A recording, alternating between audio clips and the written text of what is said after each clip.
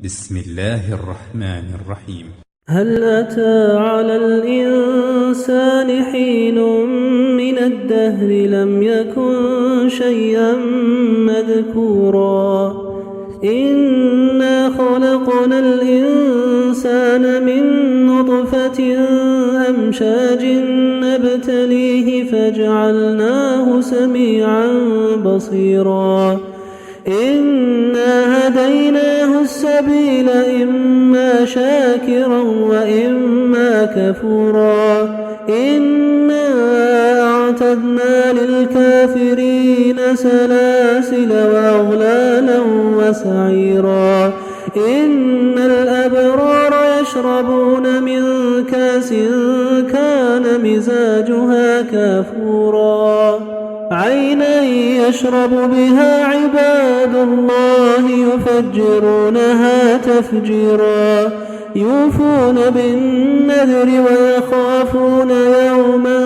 كان شره مستطيرا ويطعمون الطعام على حبه مسكينا ويتيما وأسيرا إنما نطعمكم لوجه الله لا نريد منكم جزاء ولا شكورا إنا نخاف من ربنا يوما عبوسا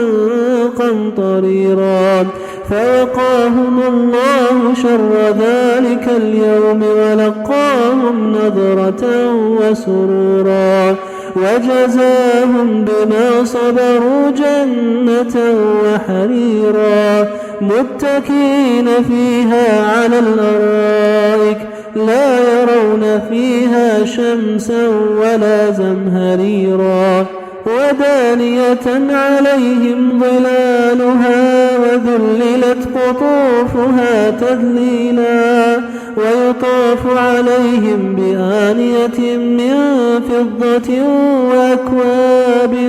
كانت قواريرا من فضة قدروها تقديرا ويسقون فيها كاسا كان مزاجها زنجبيلا عينا فيها تسمى سلسبيلا ويطوف عليهم ولدان مخلدون إذا رأيتهم حسبتهم لؤلؤا منثورا وإذا رأيت ثم رأيت نعيما وملكا كبيرا عاليهم ثياب سندس خضر واستبرق وحلوا وساور من فضة وسقاهم ربهم شرابا طهورا إن هذا كان لكم جزاء وكان سعيكم مشكورا إنا نحن نزلنا عليك القرآن تنزيلا فاصبر لحكم ربك ولا تطع منهم آثما أو كفورا واذكر اسم ربك بكرة وأصيلا ومن الليل فاسجد له وسبحه ليلا طويلا إن هؤلاء يحبون العاجلة ويذرون وراءهم يوما ثقيلا نحن خلقناهم وشددنا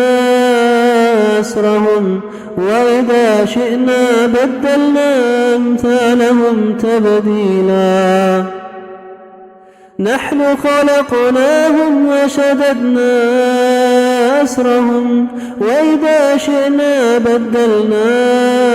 أمثالهم تبديلا إن هذه تذكرة فمن شاء اتخذ إلى ربه سبيلا وما تشاءون إلا أن يشاء الله إن الله كان عليما حكيما إن الله كان عليما حكيما يدخل من يشاء في رحمته والظالمين أعد لهم عذابا أليما.